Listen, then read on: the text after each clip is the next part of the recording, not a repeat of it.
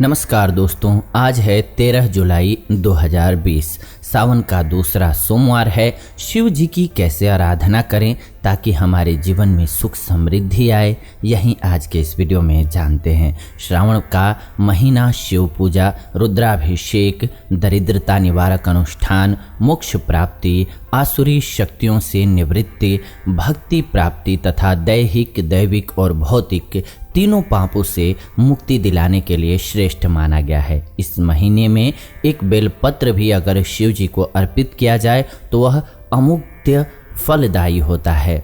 जिस प्रकार से मकर राशि पर सूर्य के पहुंचने पर सभी देवी देवता, यक्ष इत्यादि पृथ्वी पर आते हैं, उसी प्रकार से कर्क राशिगत सूर्य में भी सभी देवी देवता पृथ्वी पर आते हैं। ये सभी भगवान शिव की आराधना पृथ्वी पर करके अपना पुण्य बढ़ाते हैं। स्वयं भगवान विष्णु, ब्रह्मा, इंद्र, शिवगण इत्यादि सभी श्रावण मास में पृथ्वी पर ही वास करते हैं और सभी अलग अलग रूपों में अनेकों प्रकार से शिव जी की आराधना करते हैं। ऐसा माना जाता है कि इस महीने में की गई शिव पूजा तत्काल शुभ फलदायी होती है। इसके पीछे स्वयं शिव का ही वरदान है। समुद्र मंथन के समय जब कालकूट नामक विष निकला तो उसके ताप से सभी देवता भयभीत हो गए। तीनों लोकों में त्राही त्राही मच गई। किसी के पास भी इसका निदान नहीं था। उस कालकूट विष से वायुमंडल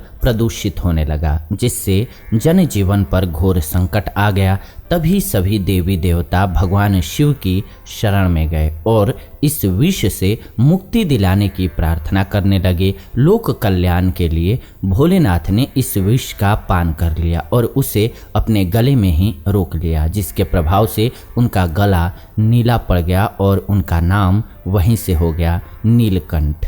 विष के ताप यानी कि गर्मी से व्याकुल शिव जी तीनों लोकों में भ्रमण करने लगे, किंतु वायु की गति भी मंद पड़ गई थी, इसलिए उन्हें कहीं भी शांति नहीं मिली। अंत में वे पृथ्वी पर आए और पीपल के वृक्ष के पत्तों को चलता हुआ देख करके उसके नीचे बैठ गए, जहाँ कुछ शांति मिली। शिव के साथ ही सभी 33 करोड़ देवी देवता उस पीपल वृक्ष में अपनी शक्ति समाहित करके शिव को सुंदर छाया और जीवनदायिनी वायु प्रदान करने लगे। चंद्रमा ने अपनी पूर्ण शीतल शक्ति से शिव को शांति पहुंचाई तो शेषनाग ने गले में लिपट करके उस कालकूट विष के दाहकत्व को कम करने में अपना योगदान दिया। देवराज इंद्र और गंगा माँ देव निरंतर शिव शिष्य पर जल वर्षा करने लगे, यह जान करके कि विष ही विष के असर को कम कर सकता है। सभी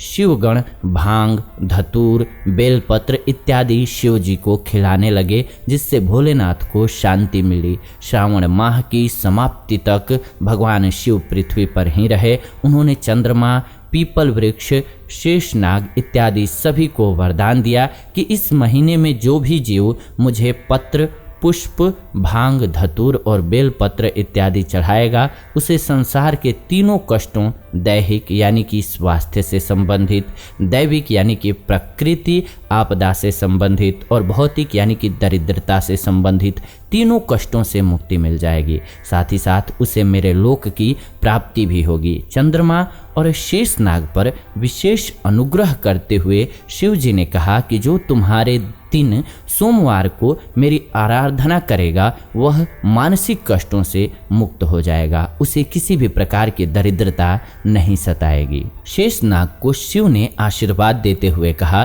कि जो इस महीने में नागों को दूध पिलाएगा उसे काल कभी नहीं सताएगा और उसकी वंश वृद्धि में कोई रुकावट नहीं आएगी। काल सर्प दोष जो लगता है वो भी मिट जाएगा, उसे सर्पदंश का भय नहीं रहेगा। गंगा माँ को भगवान शिव ने कहा कि जो इस महीने में गंगा जल मुझे अर्पित करेगा वह जीवन मरण के बंधन से मुक्त हो जाएगा। पीपल वृक्ष को आशीर्वाद देते हुए भोलेनाथ ने कहा, तुम्हारी शीतल छाया में बैठ करके मुझे असीम शांति मिली, इसलिए मेरा अंश तुम्हारे अंदर हमेशा विद्यमान रहेगा। जो तुम्हारी पूजा करेगा